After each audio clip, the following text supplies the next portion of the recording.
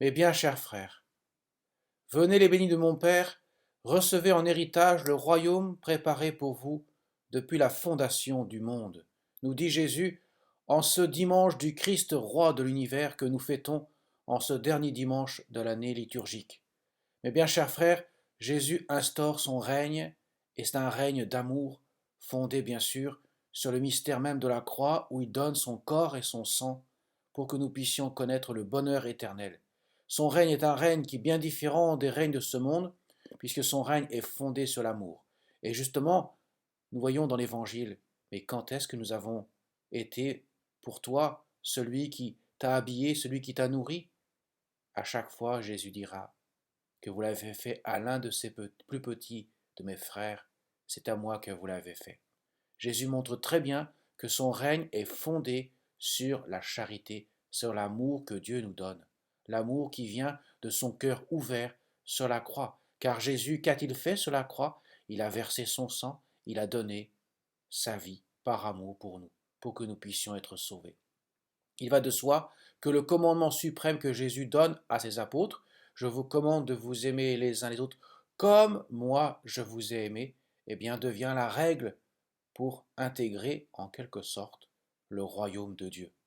Jésus le dira bien à ceux qui refuseront d'exercer la charité. Eh bien Jésus dit, à chaque fois que vous n'avez pas fait, à l'un de ces plus petits, c'est à moi que vous n'avez pas fait. Et ils s'en iront, ceux-ci, au châtiment éternel, et les justes à la vie éternelle. Montrant que la règle de la charité, la règle de l'amour est la règle du royaume de Dieu. Ce n'est pas un royaume qui s'impose sur des sujets comme pourraient l'être les royaumes de ce monde, que nous voulions ou que nous ne voulions pas, quand nous sommes sur un territoire donné, nous faisons partie de ce pays, de cette nation, de ce royaume.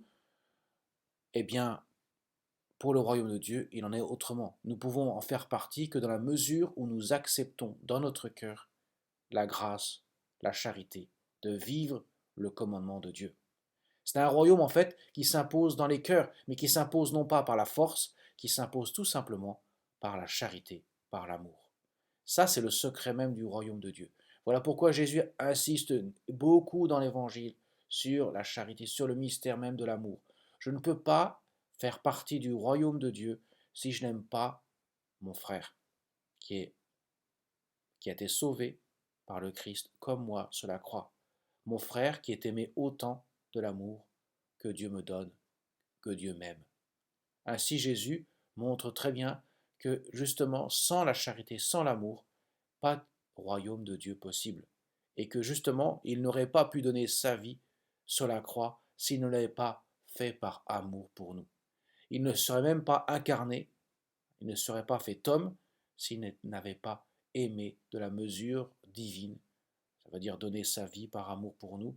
Lui qui est Dieu a voulu se faire humble créature en se faisant homme, en prenant une âme et un corps, pour que dans son corps et dans son âme humaine, il puisse s'offrir en sacrifice, ça veut dire donner sa vie. Car Jésus l'a dit lui-même, il n'y a pas de plus grand amour que de donner sa vie pour ceux qu'on aime. Voilà le mystère auquel nous sommes invités à partager, car Dieu partage justement son règne, il partage son mystère, le mystère même de la croix. Combien de saints ont découvert dans le mystère de la croix le royaume de Dieu? Combien de saints ont découvert le Christ dans son intimité dans le mystère de la croix? C'est du cœur ouvert de Jésus que jaillit la grâce, c'est aussi du cœur ouvert de Jésus que le saint Thomas incrédule deviendra croyant. Cesse d'être incrédule, sois croyant, dira Jésus à Thomas qui refusait de croire que cet homme-là puisse ressusciter et encore moins que cet homme-là soit Dieu.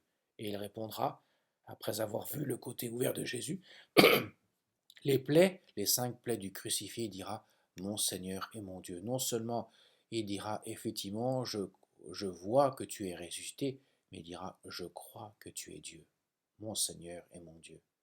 Voyez mes chers amis, la sainteté qui est le mystère même auquel nous sommes appelés, puisque dans le ciel il n'y a que des saints, ça veut dire il n'y a que des hommes revêtus de la charité, qui acceptent la charité, l'amour de Dieu, eh bien le Seigneur nous montre que c'est cela qui nous permet de connaître le bonheur éternel, parce que le bonheur éternel n'est pas autre chose que de vivre de l'amour de Dieu. Nous avons trop souvent une considération d'un paradis qui serait une sorte de jouissance d'un temps, d'un bien, de moments, d'émotions. Ce n'est pas de tout cela. Nous ne sommes pas au Club Med, nous ne sommes pas sur une plage fine en train de contempler le sable fin et la mer à l'horizon. Non, nous ne sommes pas en train de jouir d'un bien égoïste, totalement indifférent au sort de nos frères. Non, le royaume de Dieu, le paradis, le ciel, n'est autre que de vivre de l'amour de Dieu, ça veut dire n'est autre que d'aimer son prochain, au point que nous nous réjouirons, dira Jésus, du bien des autres, comme si c'est notre propre bien. Ça, c'est le mystère même du royaume de Dieu. Ça veut dire que ce qui est à moi est à toi, et ce qui est à toi est à moi. Ce qui est bien en toi, je m'en réjouis autant que si c'était pour moi. De même, ce qui est bien en moi, tu t'en réjouis autant que si c'était le tien. C'est ça le règne de Dieu. C'est un mystère vraiment d'amour, et qu'il faut entrer dans l'épaisseur de la profondeur de ce cœur ouvert de Jésus pour comprendre à quel point Jésus a été jusque dans ce don total, à quel point Jésus a accepté de prendre toutes les souffrances de tous les hommes de tous les temps pour que nous puissions connaître ce bonheur éternel, pour que nous puissions partager sa vie. Combien de saints ont cherché à entrer dans cette intimité de Jésus, à partager ce que Jésus a voulu vivre dans l'instant présent, lorsqu'il était sur la croix, lorsqu'il était plein d'amour, de charité, plein d'amour, de miséricorde pour chacune des âmes qu'il voyait dans son cœur plein d'amour pour chacun.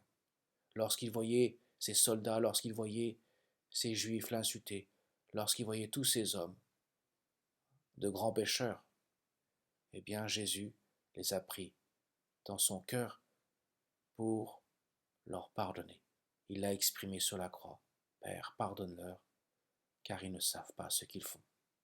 Quand la Vierge Marie, au pied de la croix, est là, debout, dans le silence, la contemplation de ce qui se passe, dans la grande souffrance, unie à celle de son Fils, partageant cette intimité que seul peut partager dans une telle situation, voilà que Jésus lui montre à quel point son amour est grand en lui disant Femme, voici ton fils, en lui montrant Tu vois, je suis là parce que cet homme-là, à travers Saint Jean et tous les hommes, je te les confie parce que je les ai aimés.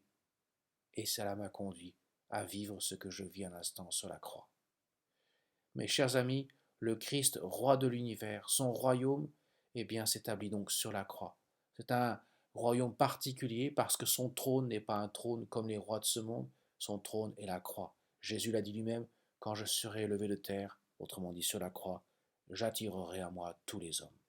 Alors demandons au Seigneur, dans ce mystère que nous célébrons, dans cette grande solennité du Christ roi de l'univers, que nous puissions davantage entrer dans l'intimité de l'amour du Seigneur pour vraiment comprendre à quel point Jésus nous appelle à aimer de la mesure du Seigneur. Ce n'est pas un amour qui nous fait du bien seulement, qui nous procure de l'émotion, qui nous procure une sorte de bien émotionnel.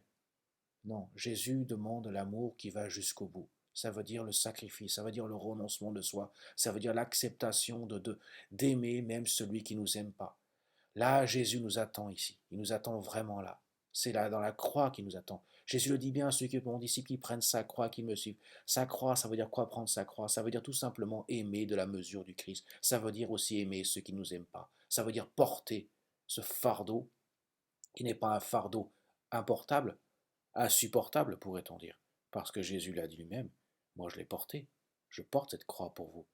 Qu'est-ce que s'est-il passé lorsque on a réquisitionné Simon de Cyrène pour aider Jésus à porter sa croix? Simon de Cyrène se disait intérieurement, mais comment moi puis-je porter la croix de ce criminel? Qu'est-ce que j'ai avec lui? Je n'ai rien avec lui, je n'ai rien à faire avec cet homme-là.